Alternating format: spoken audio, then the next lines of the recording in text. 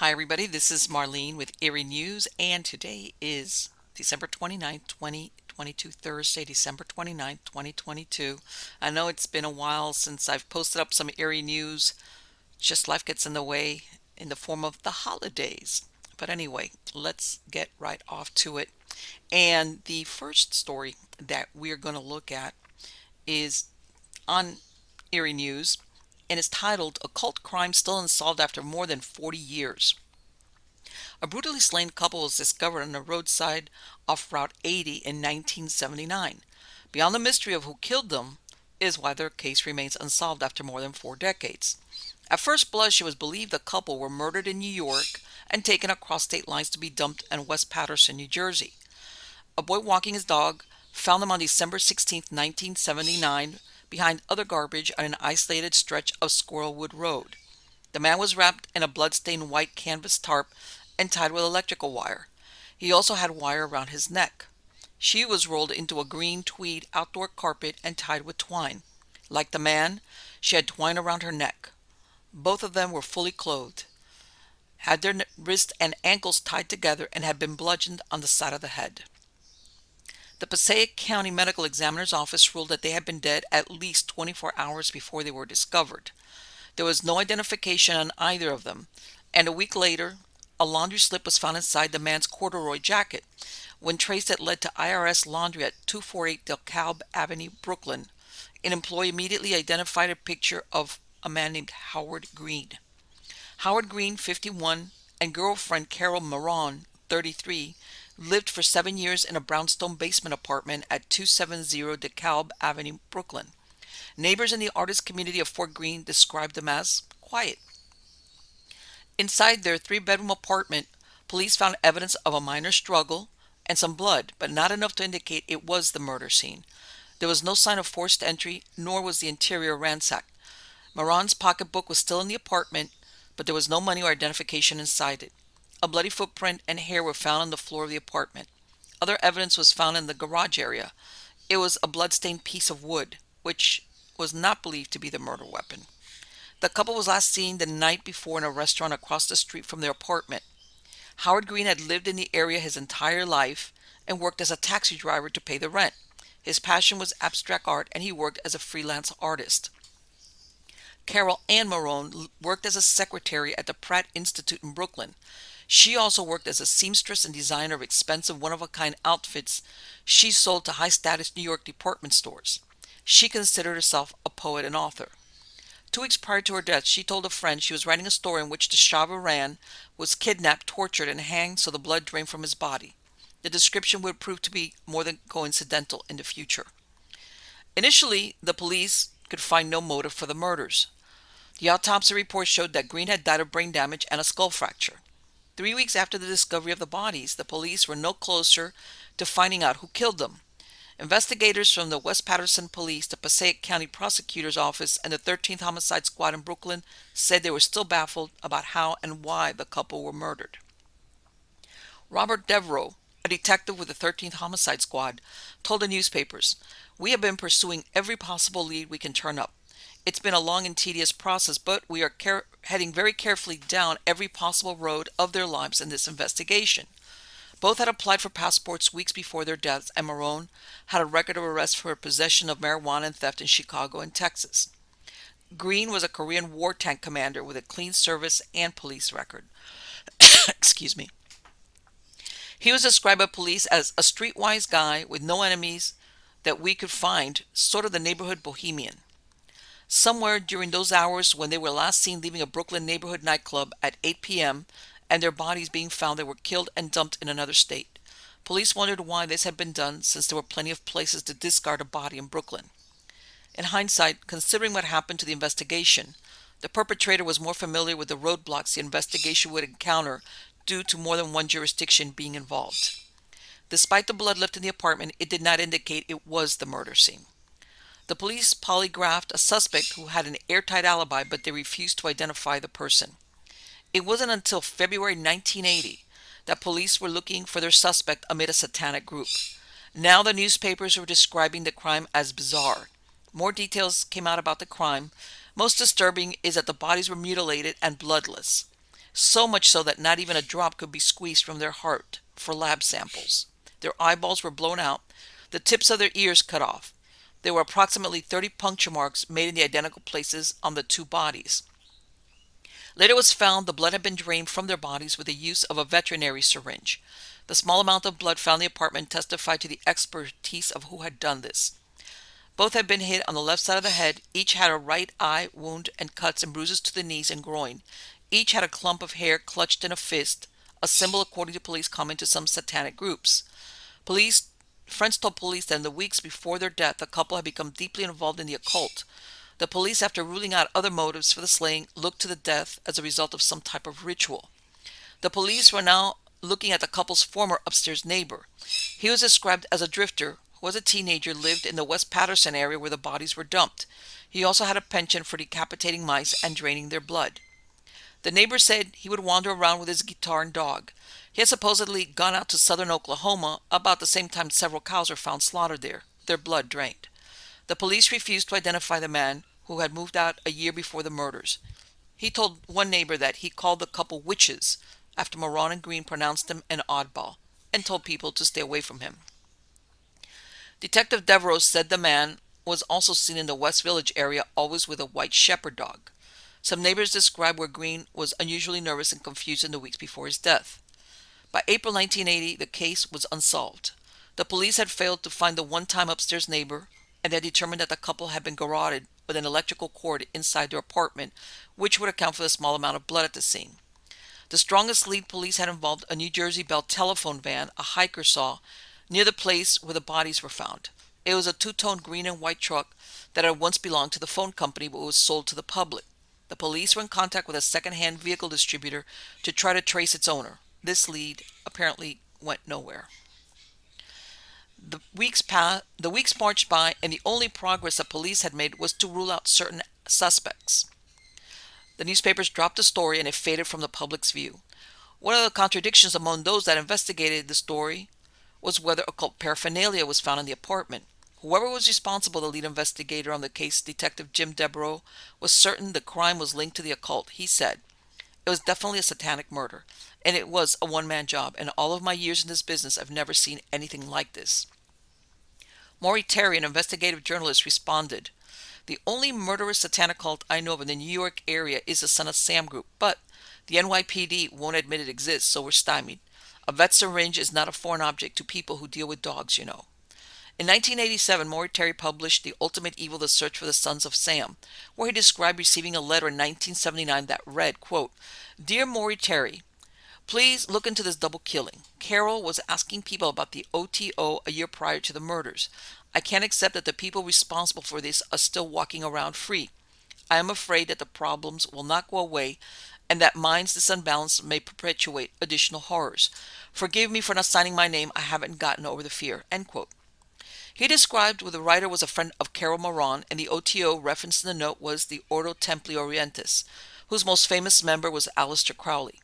Terry described where their apartment was spiced with various items of satanic significance, most probably obtained from an occult shop close to where they lived, a store that served more purpose than one certain occult adepts. Maury's reference to dogs was that the occult group operating in New York during those years was known to keep German shepherds as pets and also to sacrifice them. Was it coincidental that the murdered couple's upstairs neighbor was seen with a dog that was specifically of this breed? A main theme of Terry's book is that occult practitioners often killed those from among their coven if it proved to be expedient for a number of reasons. According to Maury Terry, Utermeyer Park in New York was connected to strange gatherings.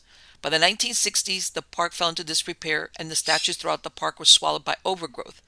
Around 1970, it was being used for teenage prostitution, hippies, drug abusers, and as a meeting place for dark magic practitioners. He described how on August 11, 1977, two young boys, ages 11 and 14, were walking along the trail somewhat south of Utermeyer Park. They weren't out for a relaxing walk on the warm summer's day. Searching through the tangled brush adjacent to the aqueduct behind Berkowitz's apartment, the youth were on a specific mission. They were looking for a grave. The previous Christmas, they found 3 dead German shepherd dogs at the site, lying together in separate plastic bags. The boys had buried the animals, but now hearing of Berkowitz's alleged hatred of canines, they believed their find might be connected to the case. After some publicity about the matter, Yonkers PD picked up the skeletal remains and had them autopsied. Two of the shepherds, which still had chains around their necks, were strangled. The third was shot in the head. In 2002, the New York Post wrote an article about the case, which by then had remained unsolved for a little over 20 years. Quote, confusion among cops as to who should have investigated the ghoulish murder of a Brooklyn couple may have resulted in the case remaining unsolved for more than 20 years. A post-investigation into the double homicide found not only that the trail to the brutal killer has gone cold, but it may never have been followed properly. Retired detectives from Brooklyn's 88th Precinct and the West Patterson Police Department, along with the Passaic County Prosecutor's Office, confirmed they all thought the other had done the follow-up investigation. A New York police spokesperson, Walter Burns, said the Brooklyn Cold Case Squad is currently not working on the case. The New York Post investigation also found startling inconsistencies in the investigators' recollection of their work. Devereaux said he twice interviewed a resident of the victim's neighborhood, who he reported admitted to having drained the blood of mice he kept. He said he wanted to impress his girlfriend at the time, Devereaux recalled.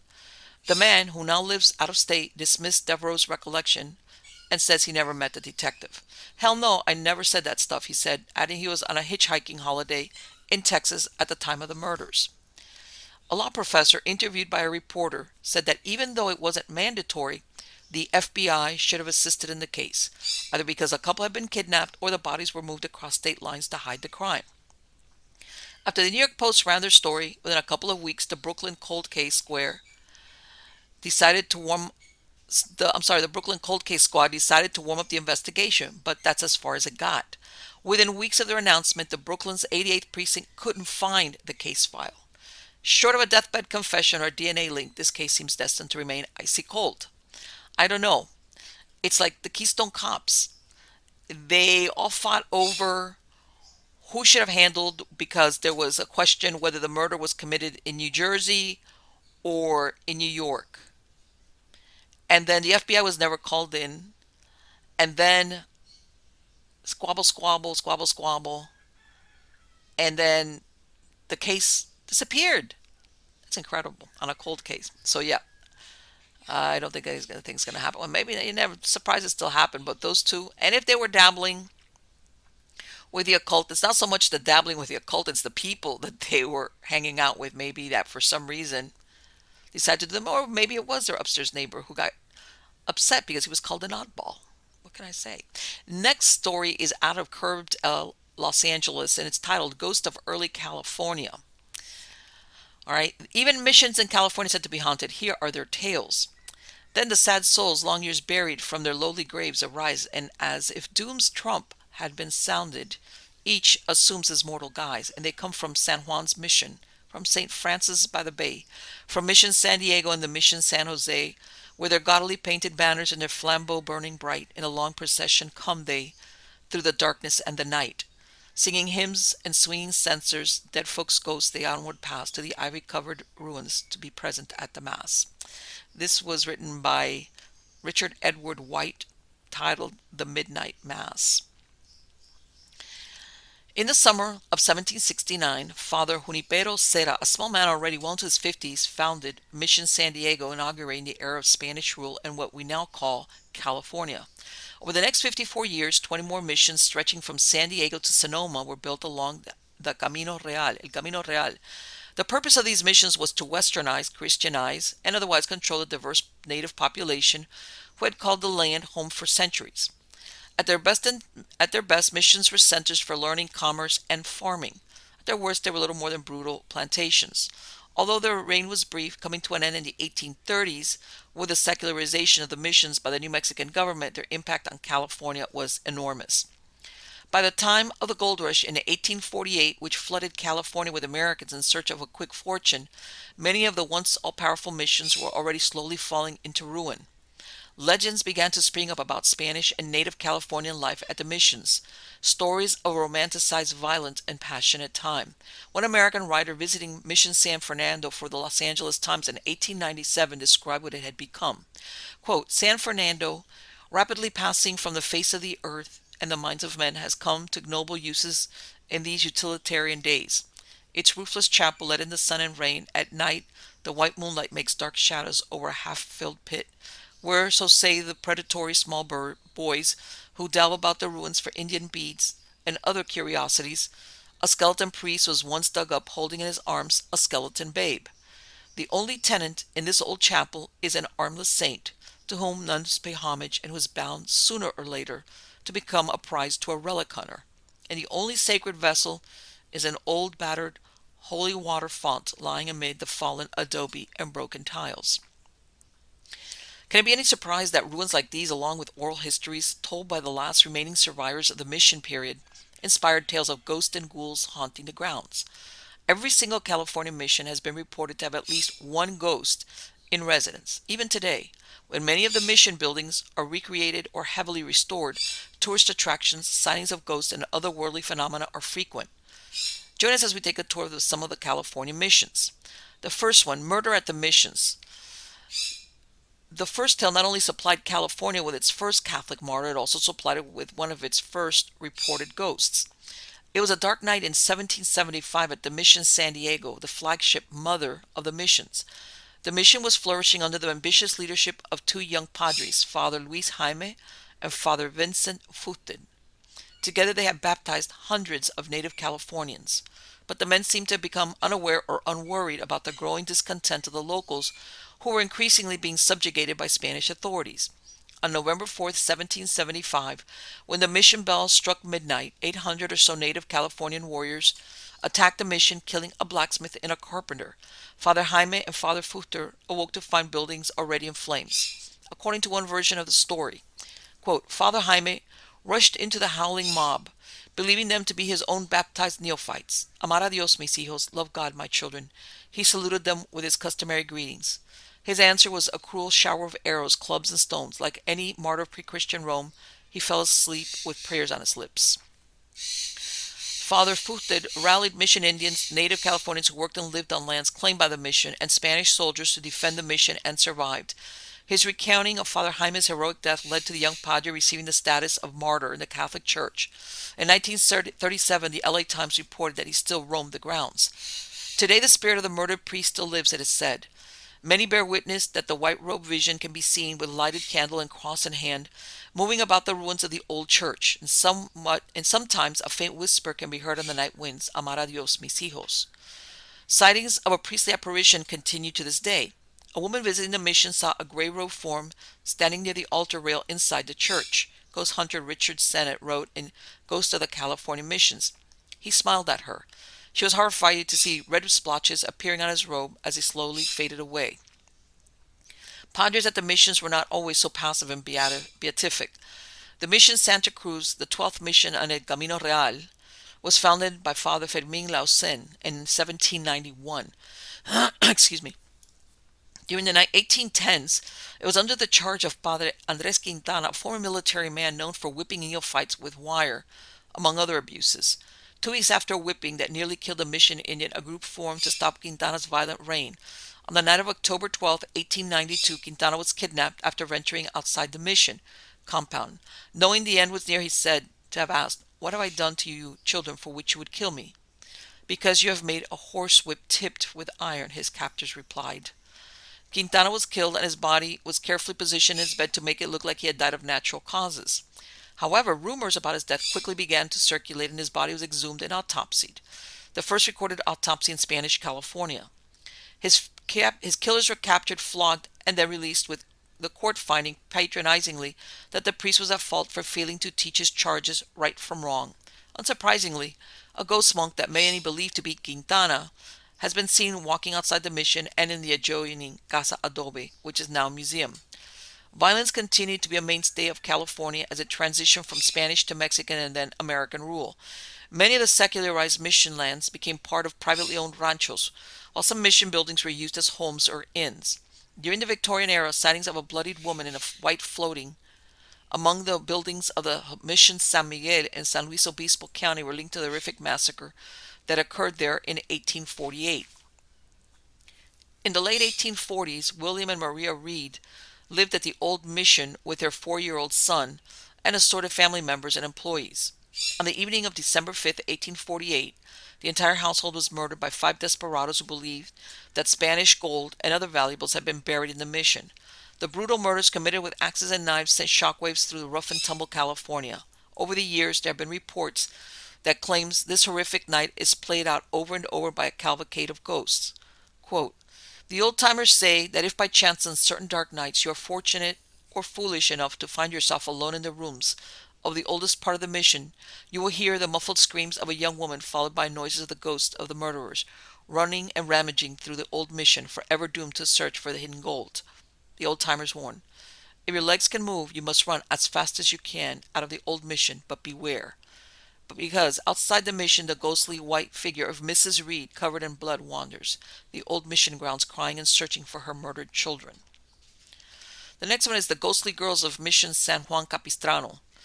Today, Mission San Juan Capistrano, nestled in the center of the picturesque town of San Juan Capistrano in Orange County, is one of the loveliest mission properties. Founded by Junipero Serra in 1776, the 7th California Mission is known for the legend of the swallows. The Serra Chapel, the only extant chapel where Father Serra is known to have performed Mass, and the picturesque ruins of the Great Stone Church finished in 1806. The 1812 earthquake destroyed the church, killing many worshippers, including a native Californian convert, some say was named Magdalena. According to the early 20th century folklorist Joseph Smeaton Chase, Magdalena was a beautiful adolescent girl. She fell passionately in love with a traveling artist named Teofilo, who had been hired to paint frescoes in the Great Stone Church.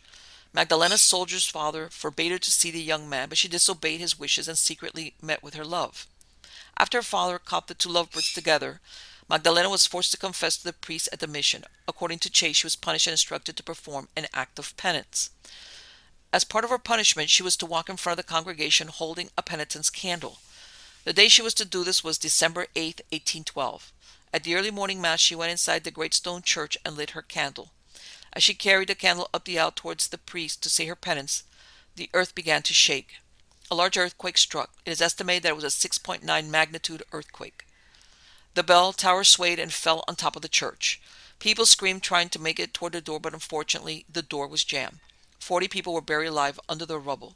It took months for the rubble to be cleared and the bodies to be buried. Among the dead was a young girl, Magdalena, with a candle still in her hand. Over the years, there have been many sightings of a white-robed Magdalena, or just her candle, moving along the Great Stone Church's towering retaining wall. It is also said you can see her candle and her face in the lone remaining window of the ruined stone church, but only on nights when the moon is half full.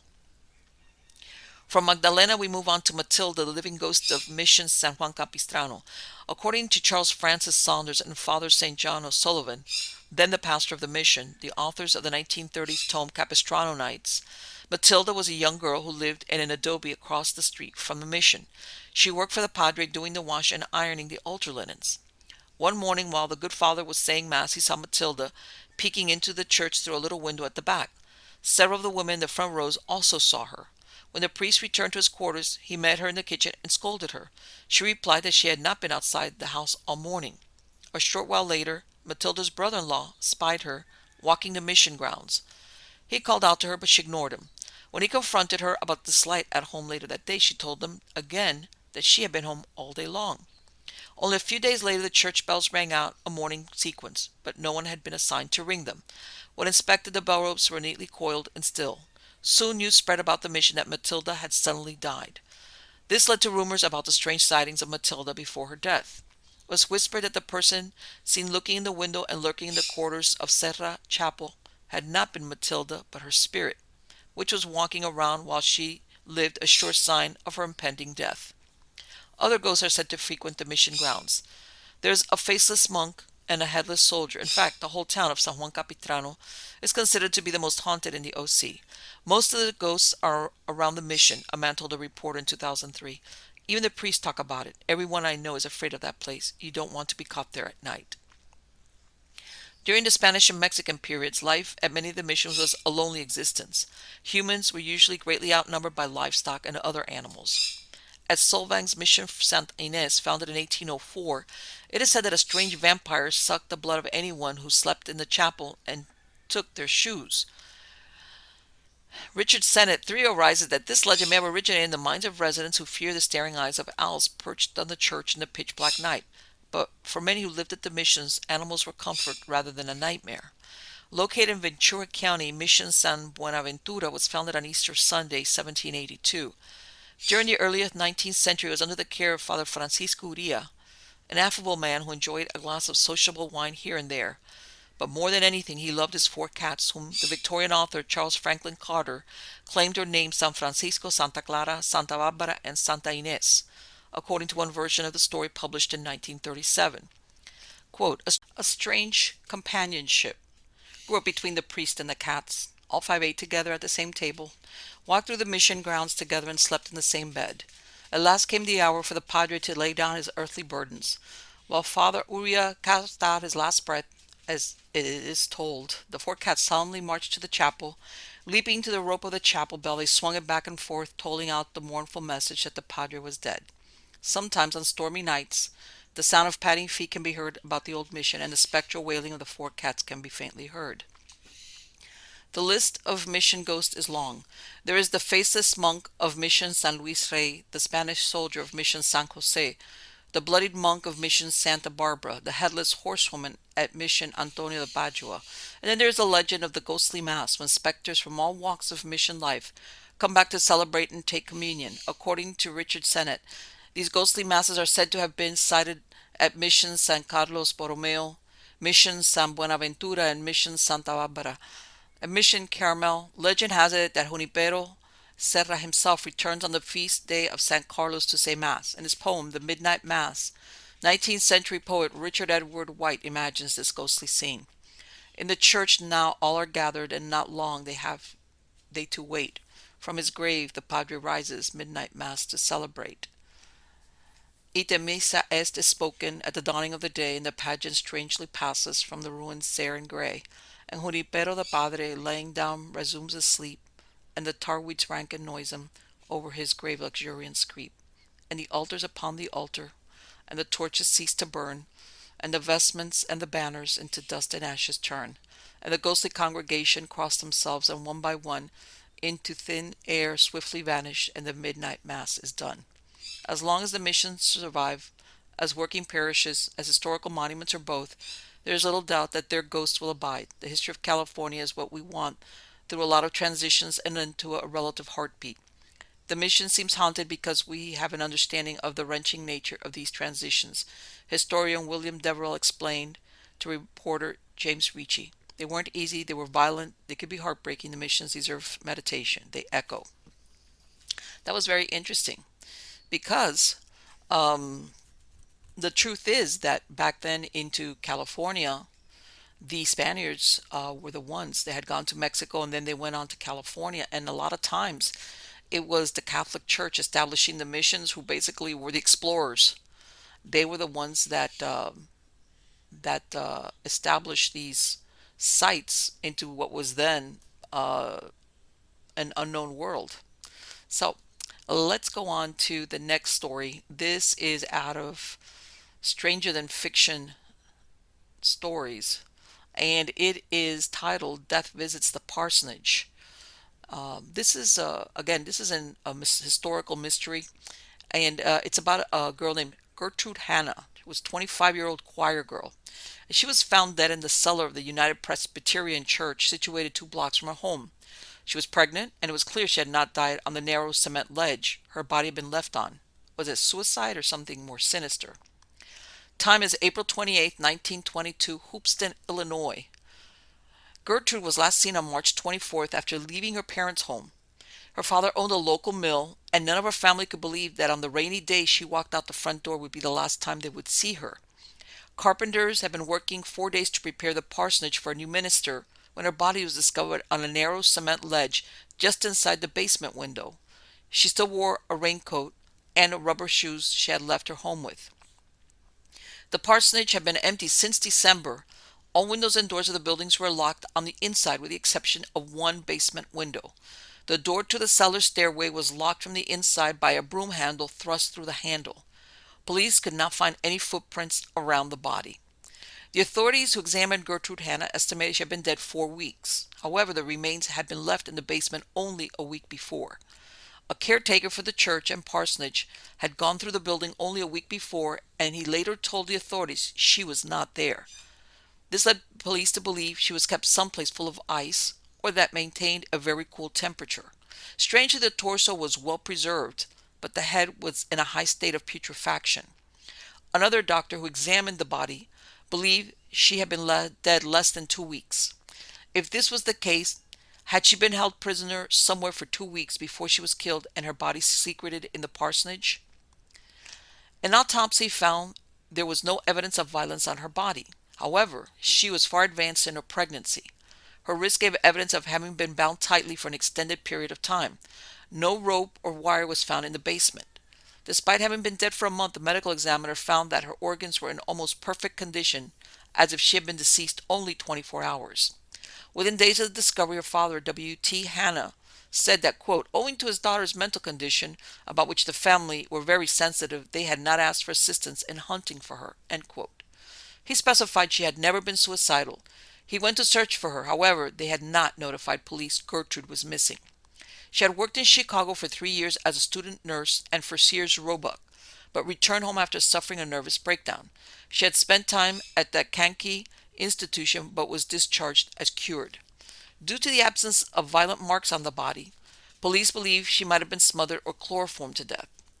The police theorized that perhaps the man who impregnated her used chloroform on her to carry out an abortion, since there was evidence on her body that one was attempted but administered too much and it killed her.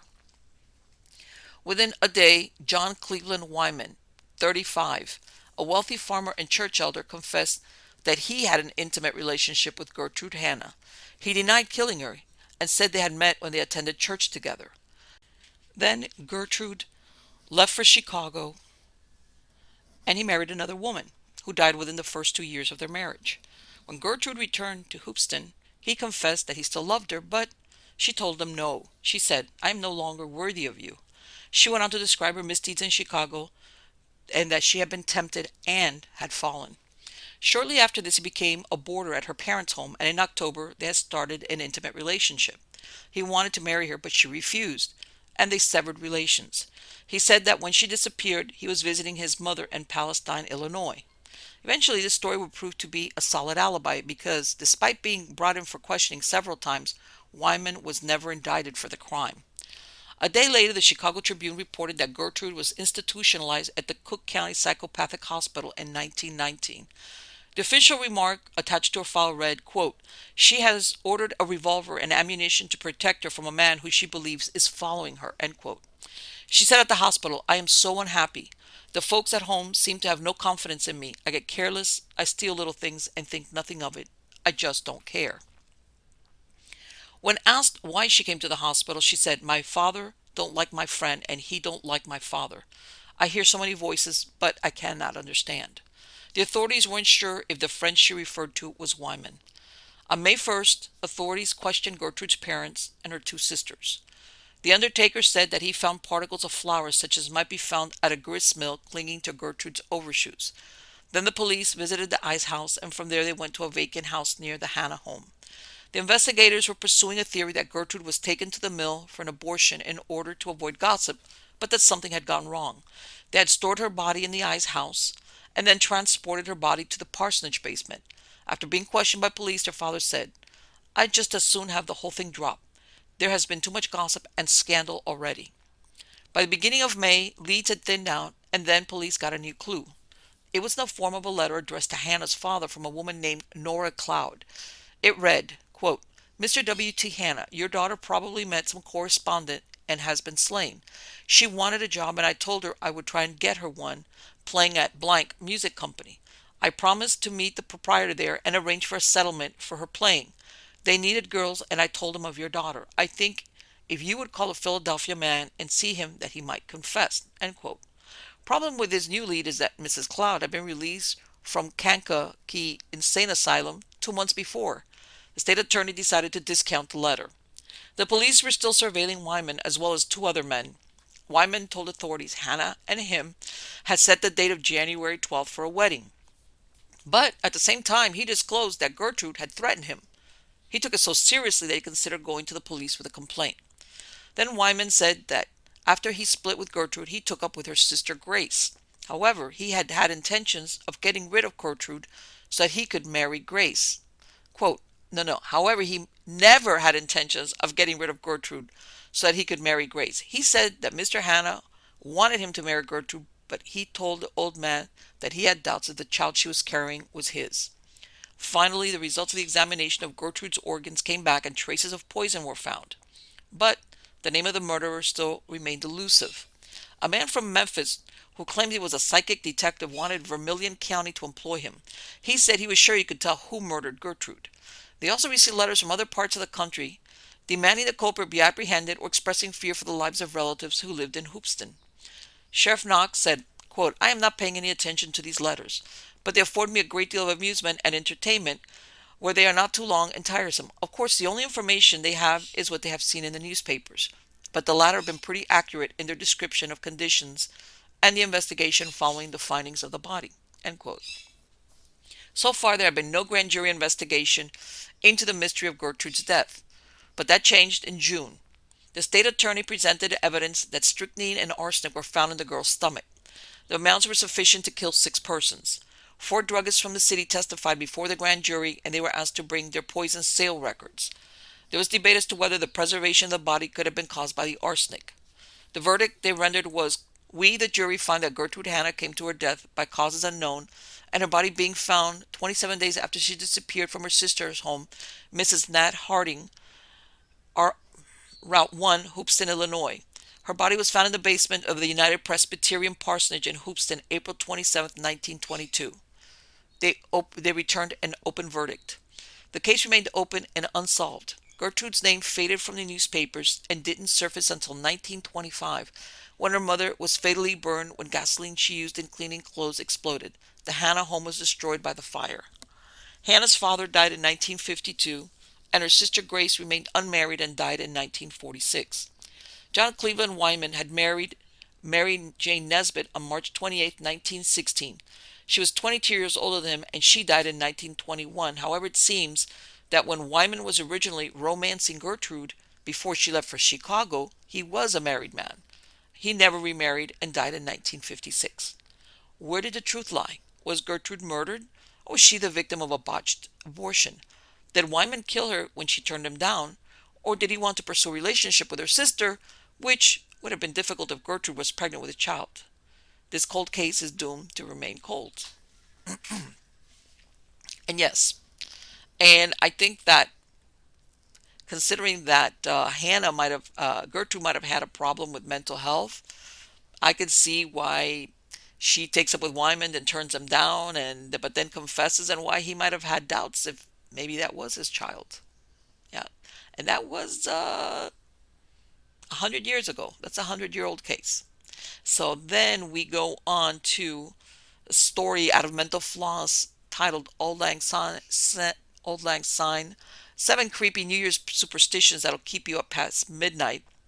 Sparklers and confetti, check. Noisemakers, yep. Champagne, got the Costco bulk pack. Fresh baguette or sourdough boulette to beat against the walls of your house during a New Year's Eve party to chase away evil spirits. Maybe that's one New Year's custom you're a little less familiar with. When it comes to traditions that people embrace to ring in the new year, some are less known than others, and many are downright spooky, so much that they would give baby New Year and Father Time nightmares. Below are 6 unsettling superstitions from around the world that make December 31st feel more like October 31st. Number 1, use bread to scare away spirits that mean you harm. That sourdough bread baking hobby will come in handy if you want to partake in this old Irish New Year's Eve tradition. Back in the day, residents of the Emerald Isle would bang loaves against doors and walls just before midnight to ward off any angry apparitions or problematic phantoms that might be lurking.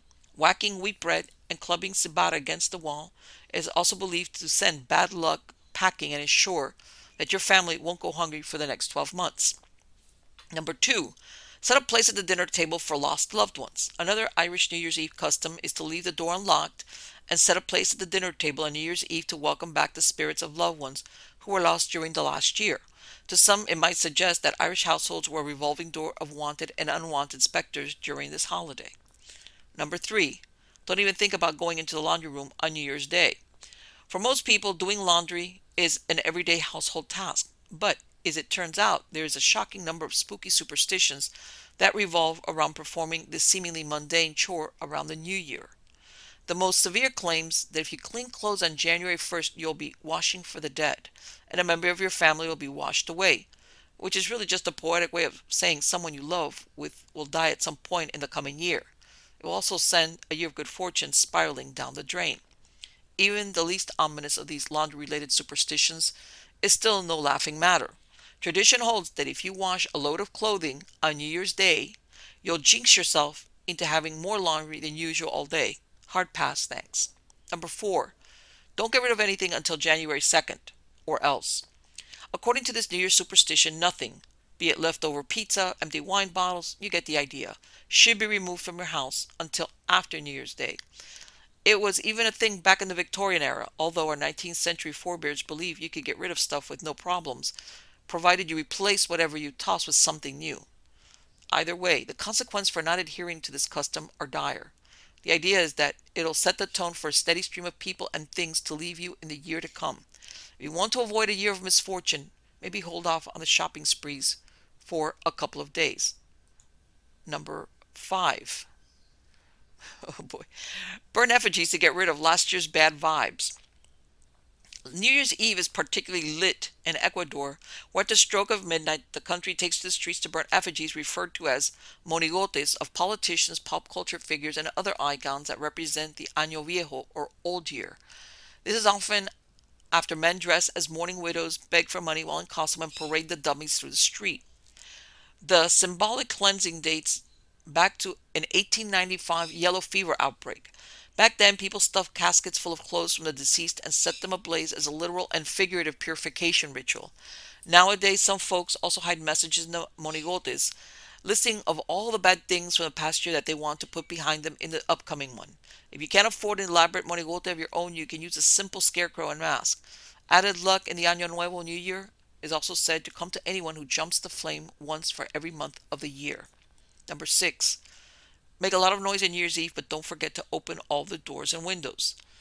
At the risk of catching your death of cold, consider implementing an old strategy from the Philippines. Homeowners open all the doors and windows just before midnight to serve up an eviction notice to any bad juju that might be lingering around and usher positive auras into their abodes. That's not the only way to keep wicked wraiths from darkening your doorstep either. According to Filipino tradition, the more noise you make on December 31st, the better, as it's also believed that a big ruckus helps to drive away evil spirits. You'll also have a reason to be loud and scared all over again when the extra high heating bill from your party comes in the mail. 7. Dress up like a demon and maybe ensure a good harvest. Like Halloween, some New Year's superstitions involve a costume change. In small villages around Japan, including Oga, young men dressed as the Namahage, aka ogre-like demons, go door to door to frighten lazy people. They also threaten to snatch away misbehaving children, but back off once the head of the household offers sake and rice cakes.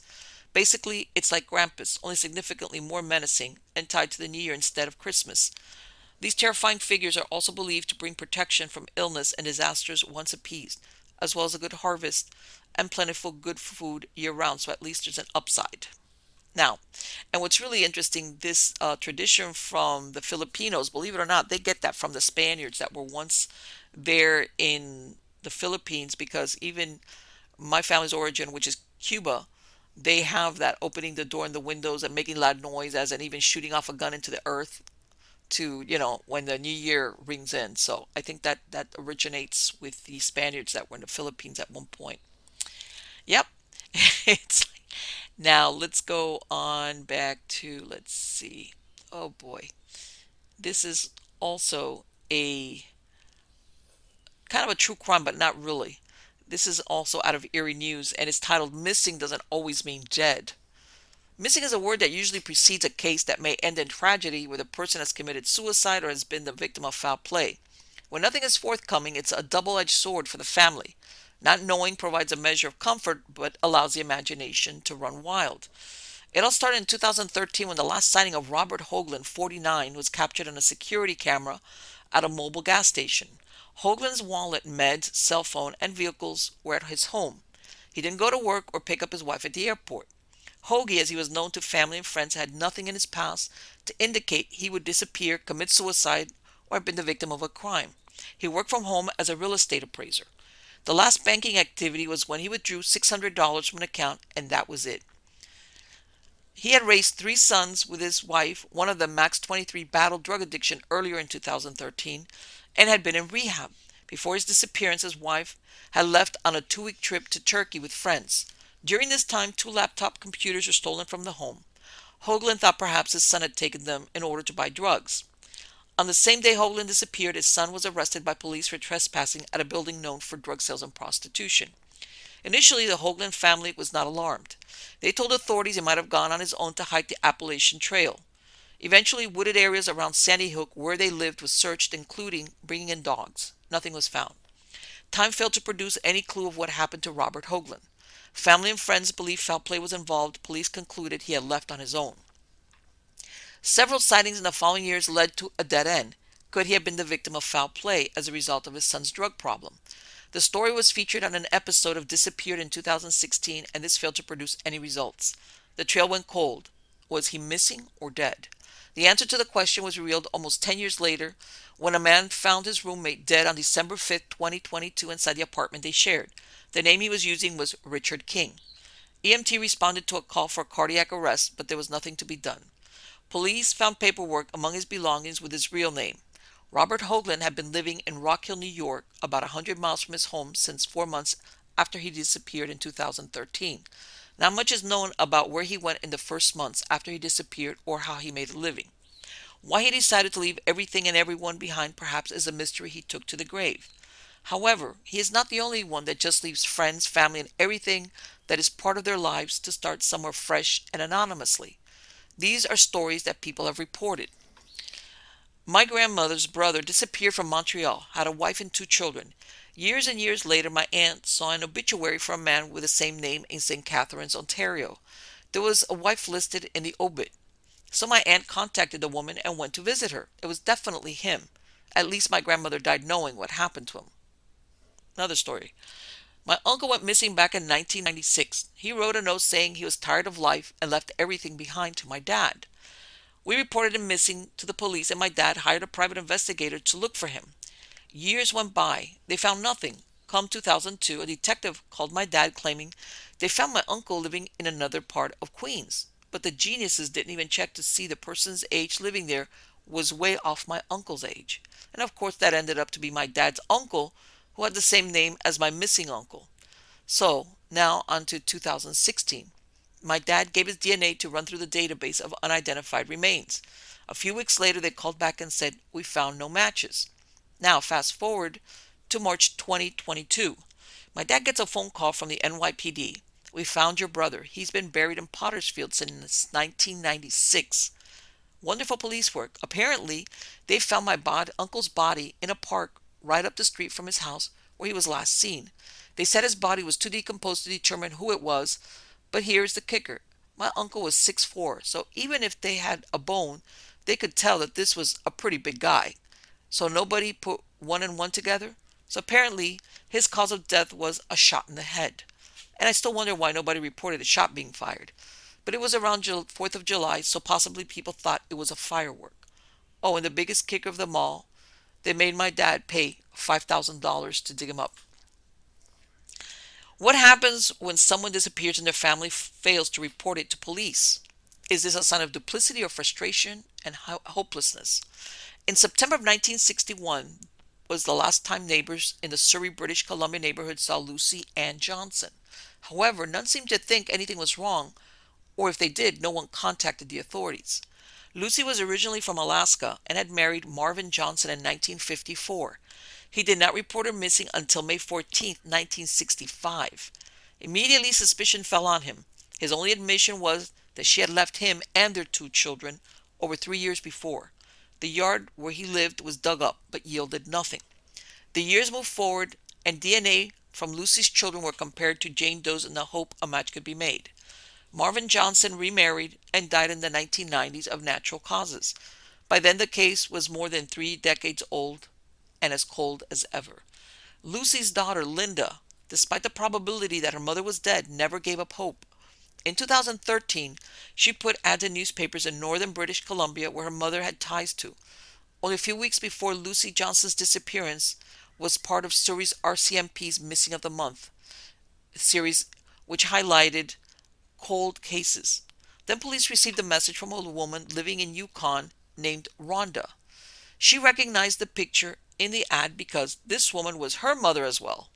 Lucy Johnson, now in her 70s, said she had left because Marvin was abusive and he would not have let her leave with the children.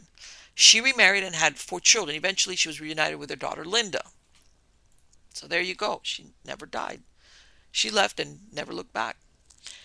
Another weird case is Theodore John Conrad was a 20-year-old bank teller who stole $215,000 in cash, which is equivalent to 1.59 million present day from a Cleveland bank in 1969.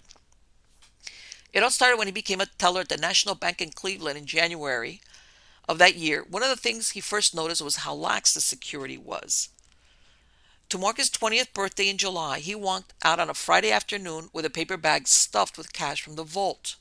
Not until Monday was the theft discovered, and by then he had flown the coop. Letters to his then-girlfriend indicated he stopped in Washington, D.C. and Los Angeles within the first week. He thought the crime had a 7-year statute of limitation after which he could return, but this turned out not to be accurate. After this, Conrad cut ties with all his family, so strictly that eventually some believed he was dead. The last possible sighting of him was in October of 1969, when a Cleveland couple met a man in Hawaii who they thought looked very much like Conrad.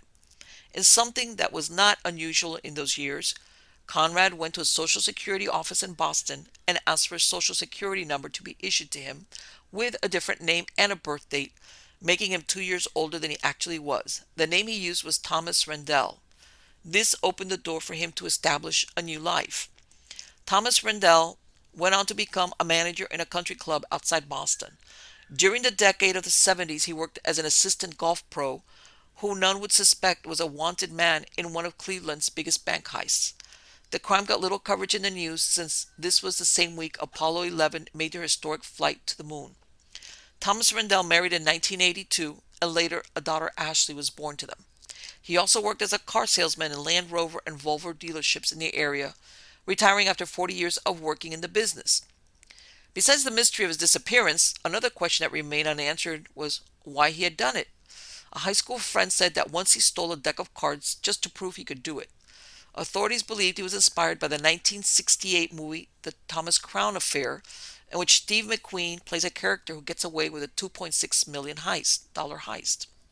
A friend who knew him during the 1960s said he watched the movie at least half a dozen times and convinced his grandmother to lend him money to buy a bright red-on-black MG Midget. To complete the look, he bought leather driving gloves.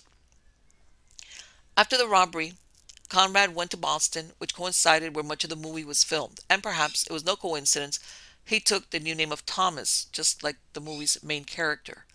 U.S. Marshal Elliott, who was assigned to the case, crisscrossed the United States following any leads that would take him to where he could arrest Conrad. Even after he retired in 1990, he continued to check with his son, Pete Elliott, who had become the top U.S. Marshal in Cleveland. Elliott Sr. died in March 2020 before learning the truth of where the fugitive he had sought for so many years could be found. As the years passed, the FBI was sent to attend reunions for the class of 1967 once a table was put out for Conrad along with a cutout. His co-workers said they had never heard him raise his voice or speak badly about anyone. He wasn't a drinker or a gambler. He knew how to control his emotions and rarely got upset. And what happened to the money? Did he lose it through bad investing or gambling? In 2014, Randall and his wife Kathy filed for bankruptcy. Records showed they owed $160,000 in credit card debt and had few assets. His family did not know the truth until he made a deathbed confession when he was dying from lung cancer. After his death, his wife has refused to be interviewed. His friends, now in hindsight, remember he always sported a beer and used sunglasses while on the golf course. He didn't like to talk about his family of origin or where he grew up. They figured his reticence,